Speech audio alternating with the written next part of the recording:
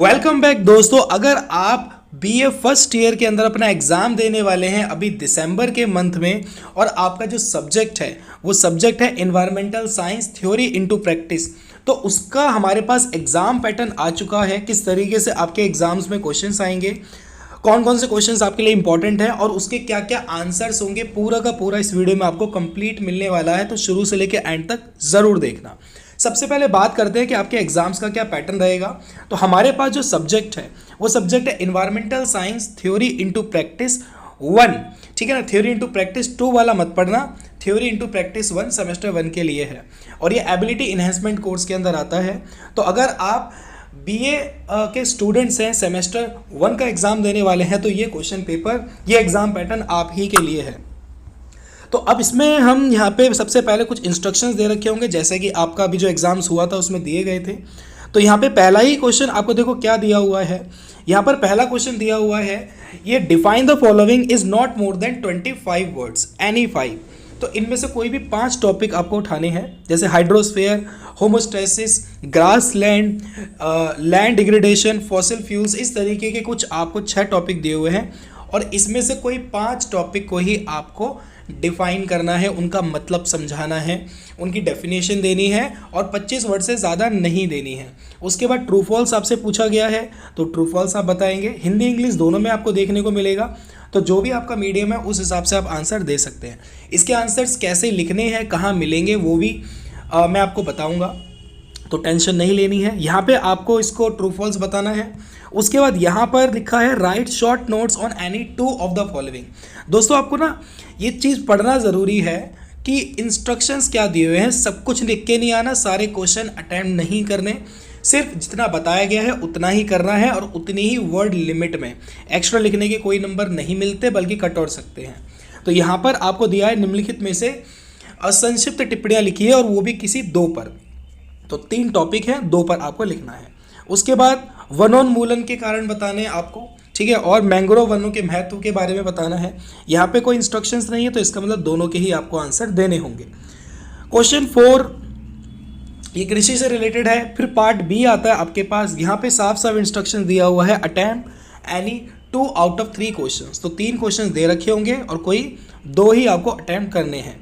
और पार्ट 1 में यहाँ पर प्रश्न 1 अनिवार्य है और शेष 3 प्रश्नों में से किन्हीं 2 के उत्तर देने हैं। यानी कि पार्ट ए के अंदर 4 क्वेश्चन दिए हुए हैं। पहला क्वेश्चन तो आपको करना ही करना है हर हाल में, यहाँ पे मैं आपको दिखा भी देता हूँ टिक लगा के। ये फर्स्ट क्वेश्चन तो आपको हर हाल में करना ही करना है। और इसके अलावा जो question number 2nd, 3rd and 4th है, इन तीनों में से कोई 2 आपको करना है। अगर आप ये कर रहे हो तो इसको मत करना, ठीक है ना। तो इस तरीके से आपको कोई 2 क्वेश्चन करने हैं। अगर आप 2nd, 3rd करते हो तो 4th मत करना। तो टोटल पार्ट ए में से 3 ही क्वेश्चन करने हैं और आप अपने जो आपका क्वेश्चन पेपर आएगा ना उसमें इंस्ट्रक्शन ज़रूर देखना। पार्ट बी के अंदर भी हमें कोई 2 टॉपिक करने हैं। तो यहाँ पर ये टेबल दिया गया है, इसमें आपको सुझाए गए उपाय, तो इसमें उपाय आपको बताने हैं, ठीक है। ये पैराग्राफ पढ़ने के बाद आपको चीज़ें समझ आ जाएंगी और भी इसके अलावा मैं आपको आंसर्स अटैच करके दूंगा। तो यहाँ पर ये क्वेश्चन 6 और क्वेश्चन नंबर 7, तो नीचे दिए गए आरेख के आधार पर, अब यहाँ पे एक डायग्राम दिया हुआ है, ठीक है ना। ये एक डायग्राम दिया हुआ है और इस डायग्राम में कुछ यहाँ पे आपको क्या कहते हैं वर्ड्स मीनिंग दी हुई है कि ग्रासेस, ठीक है ना, मोल्ड्यूर क्या है, तितली, मतलब सब कुछ आपको इंग्लिश हिंदी दोनों में दे रखा है ताकि आपको दिक्कत ना हो। अब यहाँ पे इनके कुछ क्वेश्चंस हैं, उनके आपको आंसर्स करने हैं। अब ये चीज़ आप तभी कर पाओगे जब आपका एक माइंडसेट होगा, जब आपको आंसर्स के बारे में कुछ नॉलेज होगी। तो ये तो रहा आपका क्वेश्चन पेपर, आंसर्स की भी मैं अभी बात करूंगा। उससे पहले एक नज़र में क्वेश्चन पेपर को आपको दिखा देता हूँ। इस तरीके से क्वेश्चंस आपके पास आएंगे, आप चाहे तो इसका स्क्रीनशॉट ज़रूर लीजिएगा। ये पेज 2 है, उसके बाद पेज 3, और ये इंपॉर्टेंट क्वेश्चंस है दोस्तों, ये आपको प्रैक्टिस करने ही करने हैं। And last one this. तो इस तरीके से ये आपका क्वेश्चन पेपर है। अब बात कर लेते हैं इसके आंसर्स आप कहाँ से पढ़ेंगे। तो दोस्तों ये है मेरे पास दिल्ली यूनिवर्सिटी की बुक जो आपको मिली होगी। अगर आपको नहीं मिली है तो आप डिस्क्रिप्शन में मैं लिंक दूंगा, हिंदी और इंग्लिश मीडियम दोनों, वहाँ से आप डाउनलोड कर सकते हैं। और ये जो बुक है ना, इसमें टॉपिक्स को बहुत ही सही तरीके से समझाया हुआ है। तो यहाँ पे आप देख सकते हैं आपके सिलेबस वाइज पर्यावरण का अध्ययन, ये सारी चीज़ यहाँ पे दी हुई है और काफ़ी सही तरीके से चीज़ों का एक्सप्लेन किया गया है।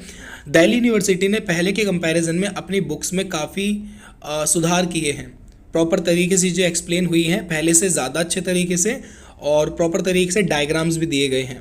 तो अब ये देखो इन्वायरमेंट के कुछ कंपोनेंट्स घटक बताए गए हैं। यहाँ पे जो लिथोस्फेयर है, स्थल मंडल है, उसकी प्रॉपर लेयर को डायग्राम करके बताया गया है। और इसके ऊपर टॉपिक आते हैं, जैसे आपके पास ये एग्जाम में टॉपिक आ जाएगा कि भाई स्थल मंडल के बारे में बताओ ना, लिथोस्फेयर का एक्सप्लेन करो, तो यहाँ से आप थोड़ा सा ये पैराग्राफ पढ़ सकते हैं, ठीक है, डायग्राम्स को थोड़ा देख सकते हैं, ठीक है। तो बहुत सही है, सही दिया है जलमंडल, ठीक है, प्रॉपर तरीके से चीज़ें डिफाइन की गई है। तो इस बार जो दिल्ली यूनिवर्सिटी की जो इन्वायरमेंटल साइंस बुक है वो अमेजिंग है, तो इसको आप ज़रूर पढ़िए, हिंदी इंग्लिश मीडियम दोनों में है। ये जीव मंडल के ऊपर आपको एक्सप्लेन करने के लिए आ जाएगा, ये सारी चीज़ें आपको एक्सप्लेन करने के लिए आएंगी। ये पर्यावरण अध्ययन का दायरा और महत्व, इस तरीके से आप देख सकते हैं। तो सारे चैप्टर्स टॉपिक वाइज आपको यहाँ पे देखने को मिलेंगे। ये बुक मैं हिंदी और इंग्लिश दोनों मीडियम में आपको दूंगा, ठीक है ना, प्रॉपर चार्ट वार्ट सब कुछ बना रखे हैं इसके अंदर, तो आप ठीक से इसको पढ़ पाएंगे, समझ पाएंगे। अगर आपको ये बुक मिली थी ठीक है, नहीं मिली थी तो कोई इशू की बात नहीं है, आप इसको डाउनलोड कर सकते हैं। देखो यहाँ पे भी एक इकोसिस्टम दिया गया है, तो यहाँ पे भी आप देख सकते हैं, एक हमने क्वेश्चन पेपर के अंदर भी देखा था। तो जब आप ये पढ़ेंगे तो आपको समझ आ जाएगा कि किस तरीके से हमें अपने आंसर्स को लिखना है।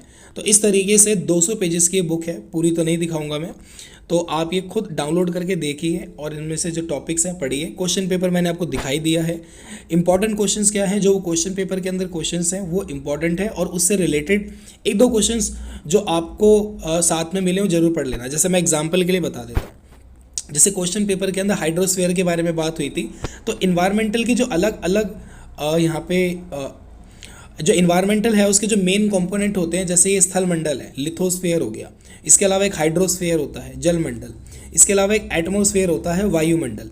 तो आप अभी तीनों को पढ़ के जाएं, ठीक है ना। अगर क्वेश्चन पेपर में सिर्फ आपसे हाइड्रोस्फीयर पूछा है तो आप ये तीनों पढ़ लें, क्योंकि तीनों में से कोई भी आपसे पूछ लेगा। और चौथा बायोस्फीयर के बारे में आता है, यानी कि जैवमंडल, वो भी इसके अंदर दे रखा होगा कहीं ना कहीं।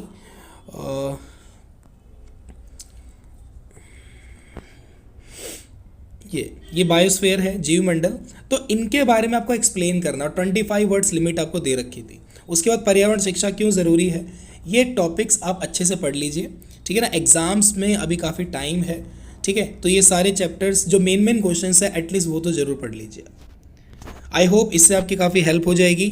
लिंक्स मैं डिस्क्रिप्शन में दे रहा हूँ, वहाँ से आप डाउनलोड कर लीजिए। क्वेश्चन पेपर का PDF भी आपको वहाँ से मिल जाएगा, और बुक के इंग्लिश और हिंदी मीडियम के दोनों PDF भी आपको वहाँ से मिल जाएंगे। मिलता हूँ आपसे अगली वीडियो में, और चैनल सब्सक्राइब नहीं किया है तो ज़रूर कर लें, ताकि इसी तरीके के एग्ज़ाम से रिलेटेड चीज़ें आपको मिलती रहें और आप अपने एग्ज़ाम में बेस्ट करके आ सकें। Bye bye and wish you all the very best.